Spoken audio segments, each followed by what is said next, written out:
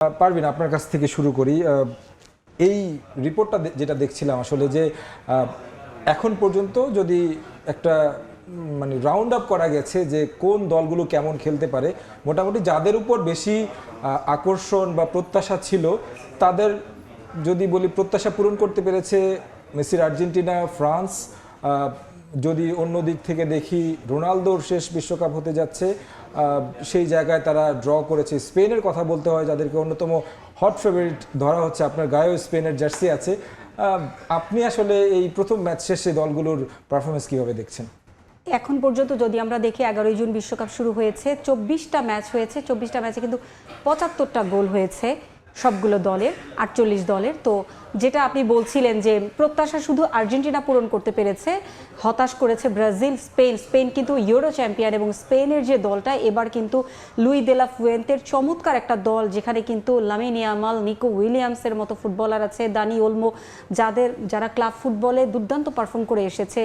ইয়ামালের সামান্য চোট আছে, তারপরেও কিন্তু তার উপরে কিন্তু স্পেনের বিশাল একটা প্রত্যাশা।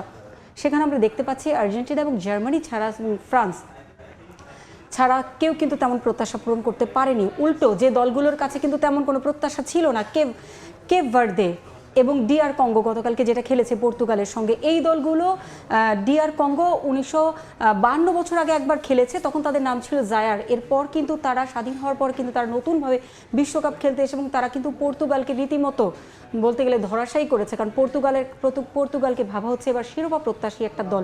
সে তুলনায় কিন্তু আমরা তাদের কাছে তেমন পারফরমেন্স পাইনি। এবং আরও একটা বিষয় যেটা হচ্ছে যে নতুন দলগুলো কিন্তু চমক দেখাচ্ছে, সে তুলনায় প্রত্যাশিত ডিফেন্ডিং চ্যাম্পিয়ন হিসেবে আমরা গত আসরে যেটা দেখেছি যে আর্জেন্টিনা সৌদি আরবের কাছে হেরে গিয়েছিল, সেখানে এবার কিন্তু আমরা উল্টোটা দেখছি যে ডিফেন্ডিং চ্যাম্পিয়নরা ভালো করছে, পাশাপাশি অন্য যাদেরকে আসলে জায়ান্ট ইউরোপের পাওয়ার হাউস ভাবা হয়েছিল যে স্পেন, পর্তুগাল, যারা এবার শিরোপা জিতবে, তারা কিন্তু ঠিক প্রথম একটা করে ম্যাচ খেলার পর কিন্তু সেভাবে প্রত্যাশিত পারফর্ম করতে পারেনি। তবে কি এটারও কিন্তু একটা ইতিবাচক দিক আমি বলবো যে প্রথম ম্যাচে হোঁচট খাওয়ার পরেই কিন্তু আর্জেন্টিনা শিরোপা জয় করেছিল। তো পর্তুগালের জন্য এটা একটা ধাক্কা, স্পেনের জন্য এটা একটা ধাক্কা হতে পারে যে কেপ ভার্দের সঙ্গে তারা এমন পারফর্ম করেছে। হয়তো ব্রাজিলের কথা যে ব্রাজিলের পরের ম্যাচ শনিবারে, ব্রাজিল কিন্তু এই ম্যাচ নিয়ে কোচ কার্লো অ্যানচেলোত্তি, আপনি জানেন যে ব্রাজিলের বিষয়টা নিয়ে আরো আলোচনা করব।